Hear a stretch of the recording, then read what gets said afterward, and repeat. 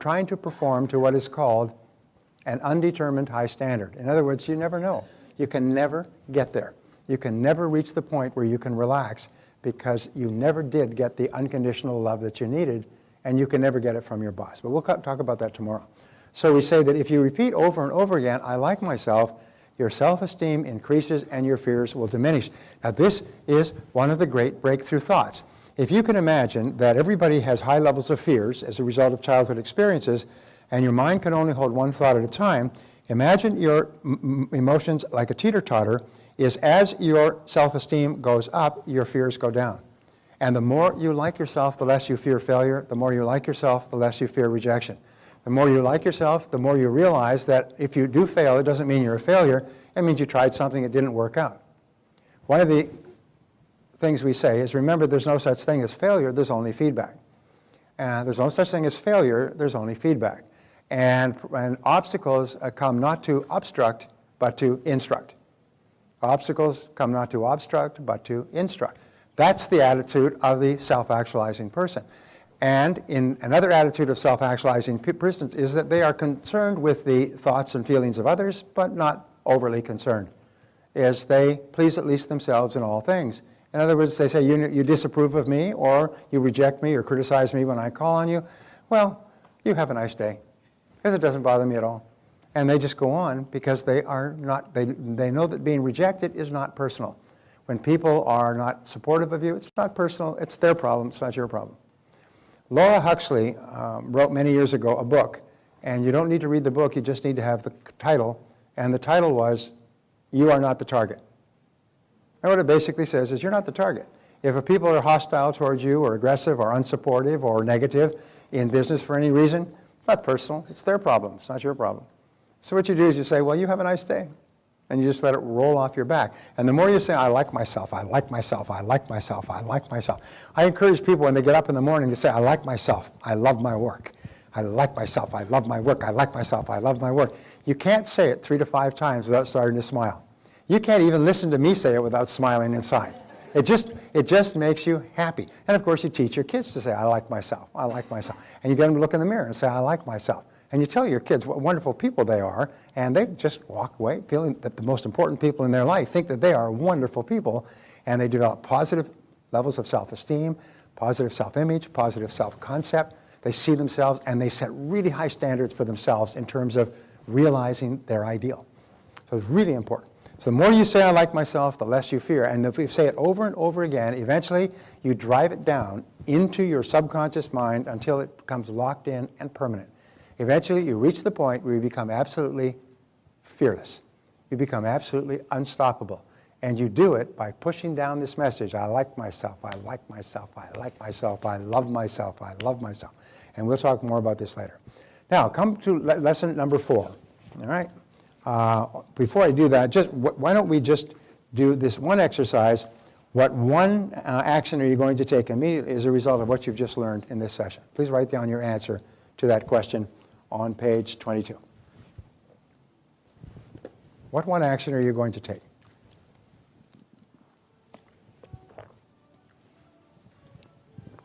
Or what one thing are you going to do differently? And you can just write, I'm going to say I like myself 100 times a day. Now, if you're going to say I like myself, I do not suggest that you do it in public washrooms or in crowded elevators.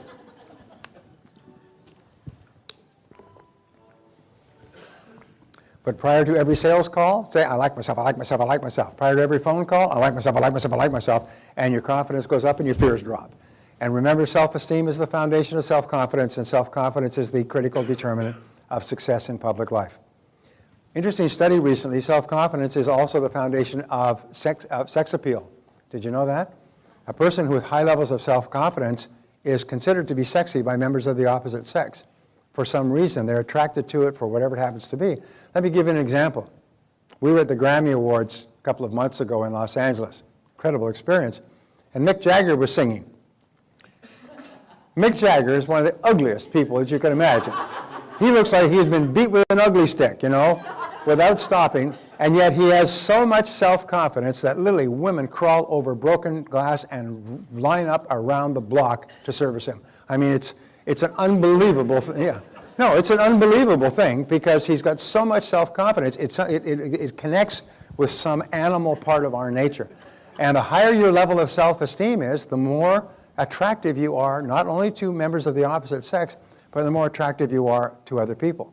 You know, the President of the United States, Mr. Obama, is called No Drama Obama because he seems to be so confident and completely in charge and in control of himself all the time. And people run to the voting booths and vote for him because he seems to be so confident. Why? And so we're not even going to talk about politics, but the person who has the greatest level of confidence exudes that confidence and it affects everybody around them. Everybody wants to be working with and for and around people who have self-confidence, and the more you like yourself, the higher is your self-confidence. So let's go on to lesson 4, your subconscious powerhouse. The conscious mind has 3 specific features. And if you take your conscious mind, we say, first of all, it is objective. In other words, it's objective, it's skeptical, it's unemotional. It is rational.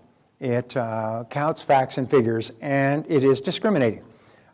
It chooses between what is better, what is worse, what is higher, what is lower, what is prettier, what is not as pretty. Now, the second one, I want you to change your word. In your workbook, it says, does it say the conscious or the subconscious? It says, does it say the subconscious? Please cancel out the sub. This was a misprint. When I saw this, I had a heart attack. This is the conscious mind. The conscious mind has 4 functions. The first function is to identify incoming data. Let's say, for example, you're walking across the street and you hear the roar of an engine. And you immediately identify that it's a truck and it's driving down the street toward you. The second thing you do, you say, okay, roar of engine is moving truck. Is you compare it with previous experiences. You look at it and you say, how fast is it going?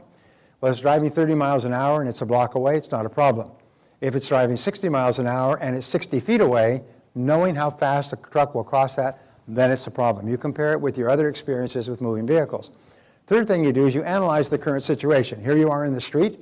Should you jump forward or jump back? And then number 4 is you decide what action to take. If the action is jump back, then you'll find that you'll do it instantaneously. So you've all had that experience where you have a situation and you immediately analyze, compare, you identify, compare, analyze, and decide, boom, and take action immediately. You have this all the time. You have it with ordering coffee and so on. So this is the function of the conscious mind.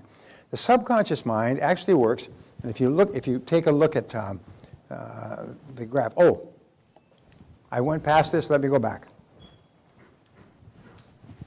All right, back to the compulsive negative habit pattern.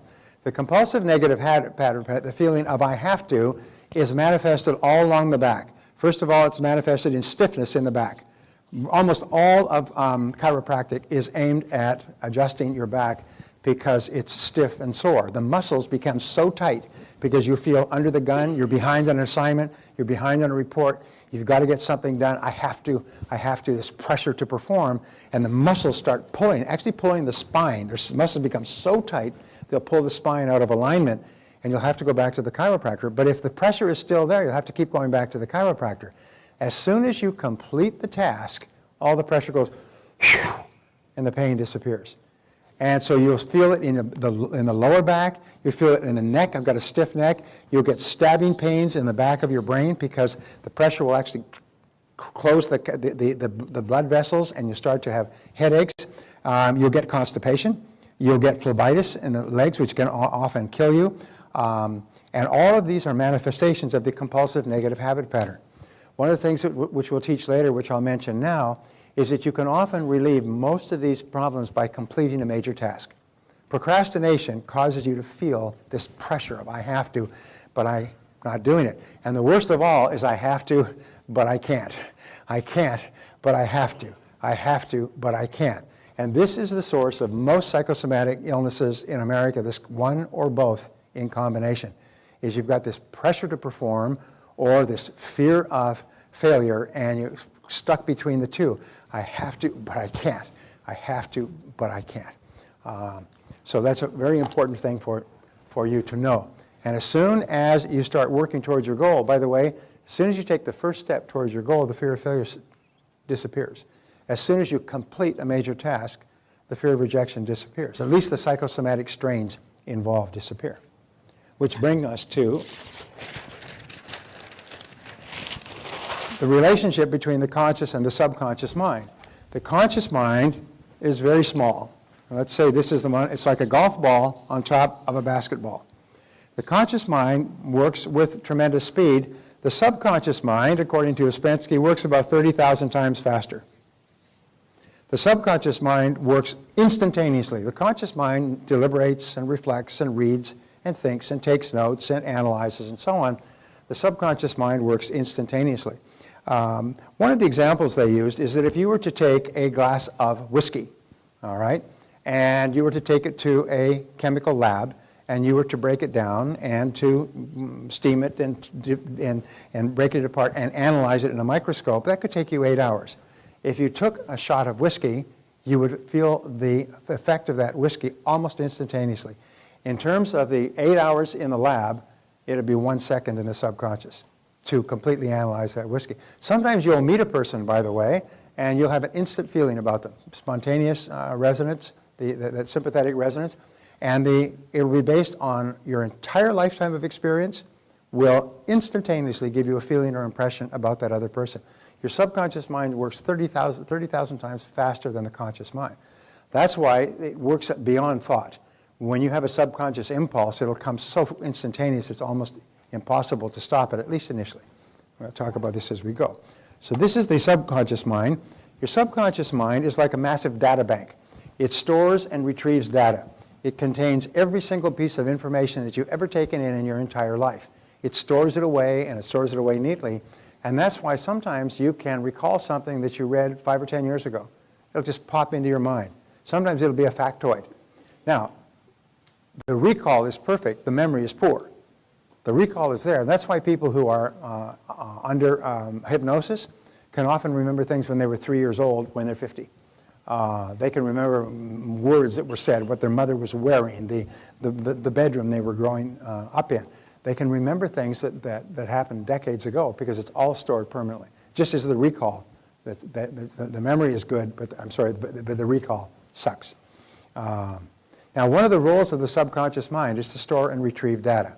You put the data away and to bring it back, and the conscious mind commands, and the subconscious mind obeys. The conscious mind commands, the subconscious obeys. Joseph Murphy wrote about the power of your subconscious mind. Well, he didn't really understand, because you'll learn tomorrow about the superconscious. The subconscious mind is a massive data bank that is like clay. You write on it with your thoughts. It has no thoughts of its own. Its job is simply to do, it's the gardener. The subconscious mind is the garden. It simply follows your commands. Whatever you tell it to do, it does, and it does it unquestioningly, and it does it without deviation or hesitation. So we say that either flowers or weeds will grow. If you plant flowers in your subconscious mind with your conscious mind, then flowers will grow. But if you don't plant flowers in your garden, what will grow anyway? Weeds will grow anyway. This is the great reason for failure in adult life. People say, well, I never meant to do this. No, but you didn't do the alternative. You didn't plant very positive, clear, constructive thoughts that you worked on all the time, and keep the weeds out. Keep the negative thoughts out. Because if you don't have very clear, positive goals that you're working on all the time, what happens is the weeds will grow. And the weeds are the fears and the doubts and the anxieties and the tensions and the frustrations and the negativity and the anger and all those things that preoccupy us. We say that you could take your mind like this, is that, and this is positive, this is negative, this is you, and it's hard to keep your mind positive. You have to work on it all the time, but the automatic default setting of your brain is negative. So if you're not consciously thinking a positive, creative thought, you automatically default to a worry or a problem. In fact, while I'm talking to you today, every so often, you'll have a couple of seconds and you think of a money problem, a relationship problem, a health problem, a family problem, a business problem. Your mind just keeps defaulting back to your problem. You can't stop it until it becomes a habit for you most of the time to think about the things that you want, which is where we are going. All right, so either flowers or weeds will grow. So we say that the key role of the subconscious mind is to keep your behavior consistent with your previous behaviors. So whatever you have done in the past, your subconscious mind keeps you consistent with that behavior. This is called the comfort zone. If you've earned a certain amount in the past and you earned too much, your subconscious mind will give you all kinds of ideas to get rid of the money. If you're earning too little, your subconscious mind will give you all kinds of ideas and goadings to earn more. The law of subconscious activity says that the subconscious makes all of your words and actions fit a pattern consistent with your self-concept. So, for example, I am a professional speaker. When I am speaking to a small or large group, I feel completely confident, probably because I've done several hundred hours of research and preparation. So I feel very confident. Also, I've done it 5,000 times and had positive responses. So therefore, when I stand up, my subconscious mind says, oh, I've been here before, and you're completely confident. Interesting point, by the way, is your subconscious activity, your subconscious mind cannot tell the difference between a real experience and one that you vividly imagine. You've heard this repeated over and over again. So let us say that you have a success experience. You're in business and you have a success experience with a client or a customer. And you're happy, makes you happy. Well, the subconscious mind records that as one success experience. You just won one contest. Every time you think about that success experience, you turn it over, you bask in it, you reflect on it, and you replay it. Like a replay, your subconscious mind, which can't tell the difference between something that's real or imagined, registers that as a new success experience. And each time you think about it again, your subconscious mind registers as a new success experience. So you can actually transform your thinking by taking one successful event, real or imagined, and just replaying it in your mind, just thinking about it in your mind. And each time you think about it, the subconscious mind says, there he goes again, he's successful again, there she goes again, she just had another success. Imagine you've had 50 successes in a row. What kind of confidence will your subconscious mind be giving you when you go into the next event? You'll be brimming with confidence and self-esteem, and your self-image will be positive. Your whole body language and stature will be different if you just won 50 times in a row.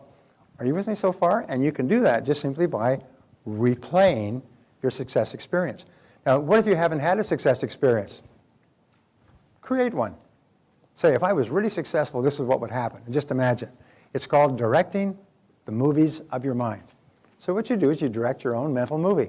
You're the star, you write the script, you run the plot, you shoot the cameras, and you create a clear mental picture of exactly the way it would work out if it was perfect. And your subconscious mind accepts it as not only as an experience, but as a command. This is how you want these experiences to turn out. And then your subconscious mind will do everything possible to make sure that you have those experiences again. Very powerful, and it's so powerful, and it operates so quickly that once you're pre-programmed for success, you'll have just success after success after success. So we say the law of concentration, one of the great mental laws, you're going to learn about 27 mental laws in this course, is that whatever you dwell upon grows. Whatever you dwell upon grows. Whatever you think about more and more grows. And the reason this happens is if you can imagine a computer, okay, you just take this, and let's say this is your computer, and this is all of your operating space on your disk, and here's your goal, and you think about it, and your computer gives you a certain amount of operating space, but you think about it more, and your computer assigns more and more of its capacity, your subconscious computer, to this goal. And that's why you'll find, as Peter Drucker said, whenever you find something getting done, you find a monomaniac with a mission. One of the most important success principles is that of commitment, is people are 100% totally committed to the achievement of a goal, whatever it happens to be. And as a result, more and more of their mental capacity is assigned to help you to achieve the goal. The more you dwell upon it, the more you think about it, the more of your mind, the more of your emotions are taken over by it until you reach the point you can't think of anything else. And all those incredible mental resources that you have stored away and all the ones that you can attract become available to you. Who are unsuccessful people? Is they think of 10 or 20 or 50 things at once, and half of them contradict the rest. And if they got this, they couldn't get that, and they want to play golf, and they want to have lots of money, and they want to be thin, but they want to eat cheesecake. And so you have a positive thought and a negative thought, and they just keep canceling each other, and not a darn thing happens. But successful people are really, really clear about what it is they really want. And what they do is they think about it all the time, and the more they think about it, the more ideas they have, the more positive they become. Thinking about a goal, by the way, that you want to achieve makes you happy. It raises your self-confidence. Thinking about a big goal actually improves your self-image and raises your self-esteem. Because when you're thinking about a big goal, you like yourself more. And when you're thinking about a big goal, you think, I'm the kind of person who has big goals. Here's a little exercise, and I've given this many times, and it's just kind of revolutionary. I say to people, decide today to be in the top 10% in your field in terms of being absolutely excellent at what you do, and also in terms of being one of the top 10% of money earners in your field. Make a decision today and write it down and set it as a goal and make a plan and just work on it until you get there. Realize that everybody's in the top 10%, started in the bottom 10%, and nobody's smarter than you and nobody's better than you, so you can be in the top 10% as well if you decide to be, and if you just keep working at it until you achieve it. Well, people think about that and they think, that's a neat idea. If I was in the top 10%, boy, that'd sure solve a lot of my problems. I'd make more money, I'd move up faster in my career, I'd be more respected and esteemed, I'd have greater pride and self-confidence. Wow, that's a great goal. And before you even move from the table, you already like yourself more. Your self-image is better. You're a different person because you have decided, I'm going to be in the top 10%. Even though you have not raised a finger to be in the top 10%, you've decided that you're going to be. That's why making a decision to do or be something different has an extraordinary effect on your life. Making a decision to get in or get out, to do it or not do it, has a tremendous effect on your life because now suddenly all of your best mental resources go to work for you. So whatever you dwell upon grows. Now the law of substitution, and this is one of the great laws, says that you can replace one thought with another. Remember we said you could only think one thought at a time, in this case positive or negative. If you're thinking a negative thought, just like a bump car, you can bump it out and replace it with a positive thought. And if you keep replacing it with a positive thought, pretty soon the positive thought just stays. It takes root. And pretty soon, by dwelling on a positive thought, you're thinking about a positive thing, something that makes you happy all the time. You wake up in the morning, you think about your goal. You wake up in the morning, you think about what you want and how to get it. And you stop thinking negative thoughts. If you have a negative thought during the day, switch and say, wait a minute, think about something that you like. Now the two great motivations are fear versus desire. As you dwell on your desires, your fears diminish. When you think about what you want, you think about how to get it, you think about the things you could do, and you think about what a difference it would make in your life, then what happens is your fears begin to diminish, and you like yourself more, and you feel more confident. So those are powerful laws. So what is the key to unlocking your mental powers? Begin by taking purposeful, systematic control over the content of your conscious mind. Think and talk about only the things you want. Repeat over and over to yourself, I like myself. I like myself. I like myself. I have to tell you a quick story, and then we'll take another 5-minute break. We're getting right back on track here. I was in Atlanta, and this gentleman came up to me, and he was about 35, 36, I would guess. Nice guy, fit, obviously working out, healthy, probably used Shalene's programs on a regular basis. And he came up to me, and it was at the break, and he was very emotional. And he said, Mr. Tracy, I said, I just got to thank you. You know, you changed my life. I said, I want to thank you. And he was kind of having trouble getting out. But this is a stand-up guy. I mean, he's a really, you could see, he's a very strong, very confident guy, but he was choking up a bit. And I said, I just put my arm around him. I said, tell me what happened. He said, well, about 12 years ago, he said, you were speaking here, and I was just starting off. I was in my early 20s. I didn't have any money, and I was driving an old car, and I wasn't doing well at sales. And I came to your seminar. Somebody came and sold your seminar. And in that seminar, you gave us an exercise to do. And you said, write down 101 goals that you'd like to achieve in your lifetime.